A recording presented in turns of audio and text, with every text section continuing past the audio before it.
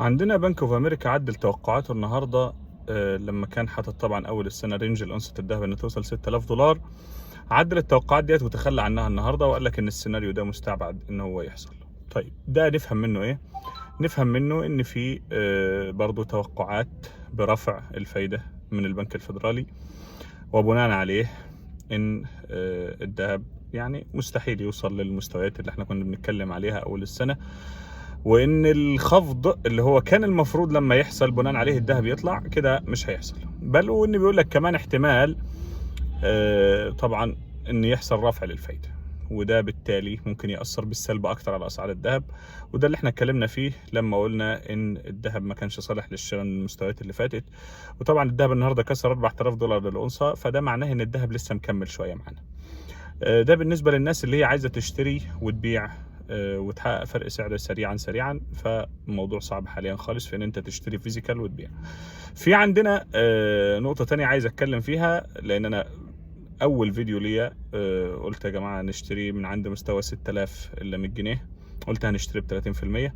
طبعا من عند مستوى ال5.5 في العيار 21 هنشتري تاني ب 30%، وننتظر التحديث ان شاء الله. لو السعر نزل تاني لمستوى 5000 جنيه هنشتري بايه؟ باخر 30% او 40% هيكونوا فاضلين معانا من الفلوس.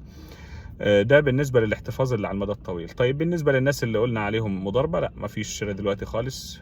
موضوع ان انت تشتري ذهب عشان تكسب منه سريعا، قلت لك في عندك اكتر من حاجه اشتغل فيها. استثمر فلوسك في اي حاجه انت بتفهم فيها، بلاش تخلي نفسك مزنوق في نقطه الذهب، لان الذهب ده بتاع الناس، انا اسف في اللفظ، العويله. تمام؟ في عندك 100 مجال، لا مليون مجال تقدر تكسب فيهم احسن من الذهب. الذهب ده جزء من المحفظه الاستثماريه فقط. كلامنا مش متناقض، ولكن اللي فاهم الكلام كويس هيعرف انا بتكلم في ايه. اللي هيشتري على اجزاء ويحتفظ عشان يبيع بعد فتره معينه، ده له نظام. واللي عاوز يركن ذهب فتره طويله بيشتري بكامل فلوسه، ده له نظام. واللي بيحط الذهب كجزء من محفظته الاستثماريه ده له نظام. موضوع ان انت بقى راجل كل ما تملك معاك مثلا 500000 400000 300000 حاططهم في البنك، بتصرف من الشهاده او من الفوائد بتاعتهم او الكلام ده، عايز تاخدهم تحطهم في البنك، لا انا ما بفضلش ده وما بفضلش ده. عامه الاثنين ما همش الخيار الامثل بالنسبه لي. لا، في خيارات افضل.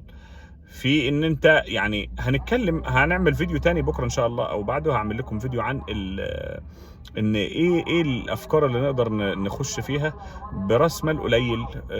ما عادش اصلا يصلح لانك تخش بيه في الذهب، يعني راس المال قليل ما عادش يصلح ان انت تخش بيه في الذهب. المهم عامه عشان نكون مختصرين بس وما نتفرعش في مواضيع كتيره في نفس الفيديو، زي ما قلت لكم من عند 5.5 هنشتري تاني ب 30% من الفلوس. احنا كده يبقى اشترينا ب 60%، وان شاء الله هو موضوع انه يوصل ل 5.5 ده ممكن يوم او اتنين بكتير، وممكن يوصل لها النهارده بكره بعده بكتير قوي. ده بالنسبه لعيار 21. طبعا كلامنا على عيار 21.